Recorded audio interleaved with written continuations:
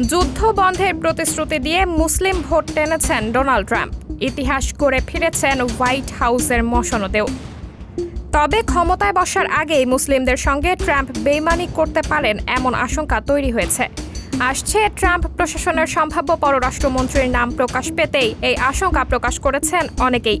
বর্তমান মার্কিন president Joe বাইডেনের আমলে দুই মহাদেশে ছড়িয়ে পড়া যুদ্ধ বন্ধ করবেন বলে নির্বাচনী প্রচারণায় প্রতিশ্রুতি দিয়েছিলেন ট্রাম্প।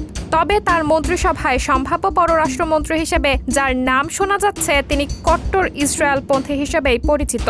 দ্য নিউ ইয়র্ক টাইমসের বরাতে বিভিন্ন গণমাধ্যমের প্রতিবেদনে বলা হয়েছে, সিনেটর মার্কো রুবিওকে পররাষ্ট্রমন্ত্রী হিসেবে বেছে নিতে পারেন ট্রাম্প।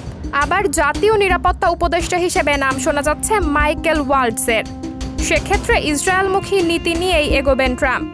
যদিও ট্রাম্প এখনো পর্যন্ত রুবিওকে পররাষ্ট্রমন্ত্রী হিসেবে চূড়ান্ত করেননি, তবে ওয়াল্টজের নিয়োগের বিষয়ে অনেকটাই পাকাপোক্ত। এই দুজনই চীনকে মার্কিন অর্থনীতি ও সামরিক শক্তির জন্য হুমকি এবং চ্যালেঞ্জ মনে করেন। আবার আমেরিকা ফার্স্ট নীতির জন্য তারা দুজন পারফেক্ট চয়েস। এর মধ্যে কংগ্রেস ওমেন এলিস স্টেফানিককে জাতিসংঘে মার্কিন দূত হিসেবে মনোনীত করেছেন ট্রাম্প। স্টেফানিক কট্টর ইসরায়েলপন্থী হিসেবেই পরিচিত। এখনো পর্যন্ত ট্রাম্পের মন্ত্রিসভার সদস্যদের যে তালিকা প্রকাশ্যে আসছে তা মনে হচ্ছে ইসরায়েলকে খুশি করতেই তৈরি করা হয়েছে।